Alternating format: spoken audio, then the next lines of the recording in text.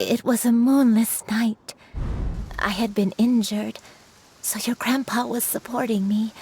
We fled together with some being in the fog behind us in hot pursuit. I remember that night.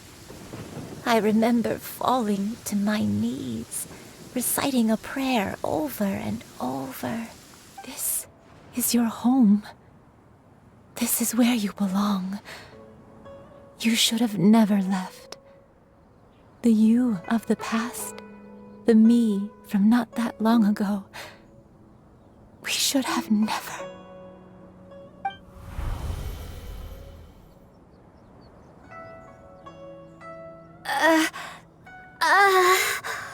Shuyu, everyone, I cannot thank you enough for all your help. I'm ready to tell you my story, if you're willing to listen. Please, Granny, don't force yourself. What happened in the past doesn't matter. I love you more than anything. Nothing you say can change that. I know, dear child. My feelings for you are exactly the same. It is for this reason that you deserve to know the truth. Some time ago, I made a terrible mistake. One for which I could never atone.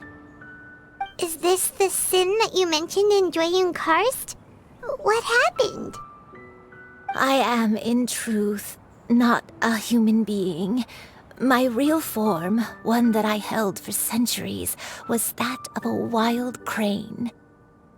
I spent many, many years living on Mount Outsong, bathing in the soft breeze and drinking the sweet dew of the mountains. At some point, I somehow gained wisdom and sentience. The Lord of the Mountain, Cloud Retainer, became aware of my existence and began to share many stories with me. She even passed on the secret of cultivation to me. Though she never took me on as a formal disciple, I always saw her as my master. Whenever she took out her tools to work on mechanisms or new inventions, I would also stand next to her and watch. I even contemplated completing my training and becoming an adeptus in my own right. I followed her teachings, and time gradually passed us by. Until that fateful day 50 years ago. 50 years ago? That's right. Master regaled me with many stories of her past deeds. From them, I learned how she had saved people from a similar crisis in the past. She was the one I looked up to the most. More than anything, I dreamt of becoming an adeptus like her. I wanted to travel the land like she had, relieving suffering wherever I went. But I was still far from being a real adeptus. I possessed no ability to take on human form and fit in with the crowd. Once she learned of my desires, Master prepared a special dose of human mimicry potion for me. She warned me that the potion's effects would only last 10 years, and if I were to fail to return to my original form at the end of that time, I would forever forget my past as a crane and become something neither human, beast, nor adeptus. Oh no. So that was the source of your dementia all along. Was it because of Grandpa? Indeed, I fell in love. Though he was human, he had spent his entire life training on Mount Tianheng. When we met, it was not only my first foray into the world below, but his as well. Although clumsy and impulsive as he was, you'd think he was the real strange bird among the two of us. But still, just like me, he cared deeply about the world and wanted, more than anything, to cleanse it of all pain and suffering. I could not help but fall for him. But my time continued to tick away. Those 10 years passed by in a flash. Yet I did not want to leave his side, so I...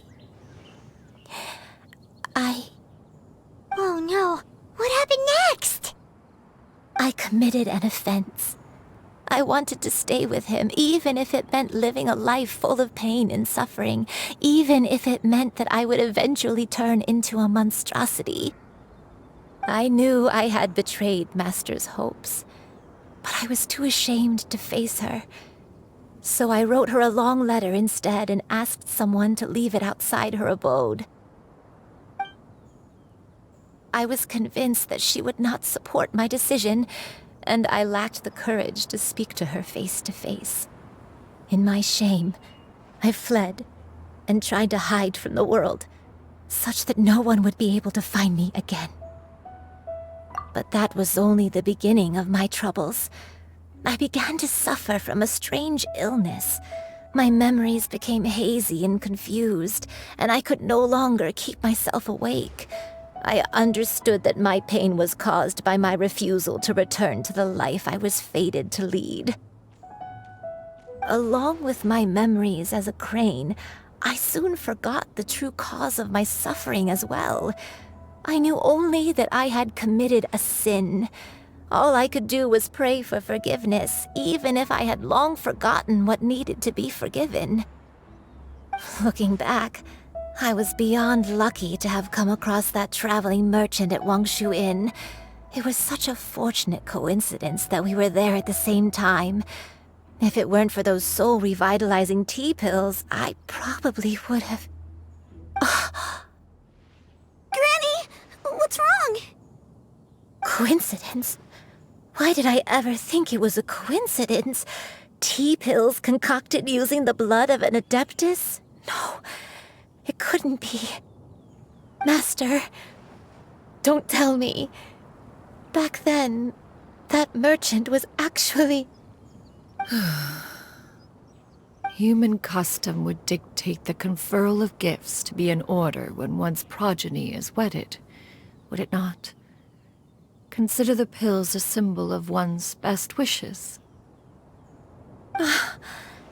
So when I tried to conceal my name and mistakes from the world and hide myself away in perpetuity, the only person I managed to deceive was myself. You knew where I was all along. One still remembers when you were but a fledgling. You possessed a certain fondness for a particular game. You would hide yourself among a group of wild cranes and ask one to pick you out from among the flock. One found you with such ease every time. 'Tis a truth most evident. One always recognizes one's own, no matter what form they may take. I've trained and lived with Master for more than 10 years. I would recognize you no matter what form you take. Wait! Paimon's confused! So, Cloud Retainer, you found Yuendai again? But how? When? And what happened after that? Perhaps it is now time for one to recount the rest of the tale.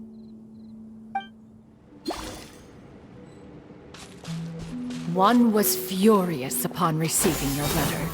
Seized with anger, one set out to bring you to your senses.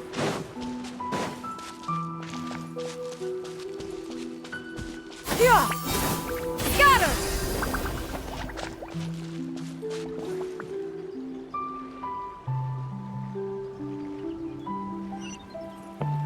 Hit! In truth, one had more than a few misgivings about your chosen partner. As an exorcist, his talent was lacking. One could hardly say his skill with sigils was any better. But soon, one came to appreciate the devotion he bestowed upon you during your illness. He never uttered a complaint and rarely left your side. Unwilling to begrudge someone of such character, one decided to overlook his aforementioned deficiencies, glaring though they may have been. Wishing to grant you a life without regrets, one gathered many divine ingredients and used one's own blood to create a form of medicine.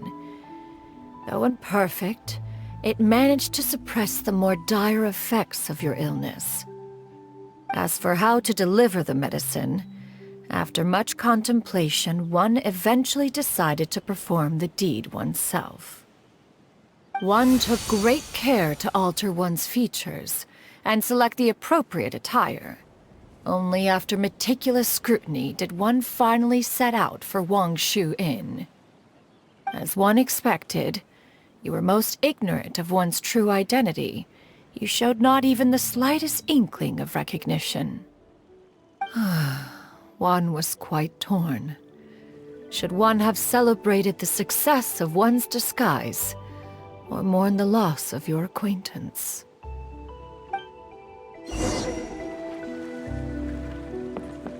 Yeah! Skyward! Skyward!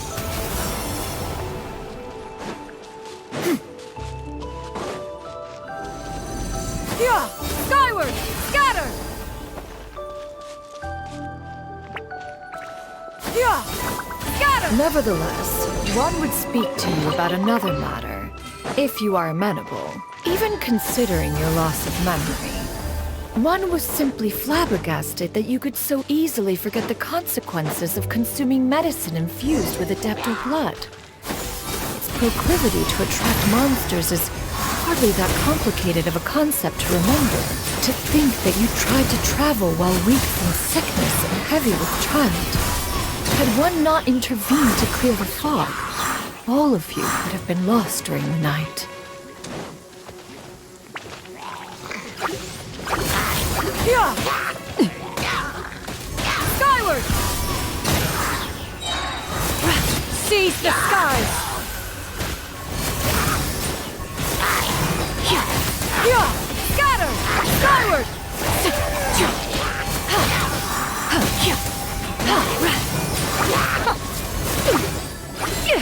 Inconsequential! Scatter! Stray clouds converge!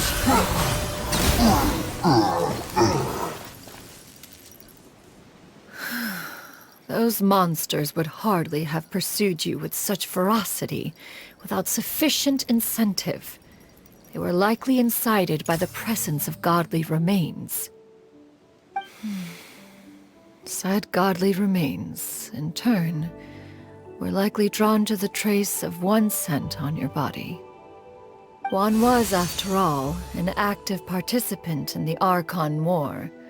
Some of the gods were likely shattered by contraptions of one's very making. In the end, one was relieved to see you endure through the night. At the break of dawn, one heard an infant's cry pierce through the air, and one saw you carefully cradle the child to your chest. Although to see you happy, that was more than enough.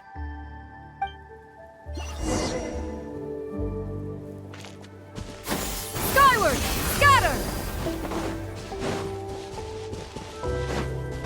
Now you should have a complete understanding of the events. Wait! But if that's true, then the crane who took care of me when I was sick must also be... One had almost neglected to recount the absurdities of that tale.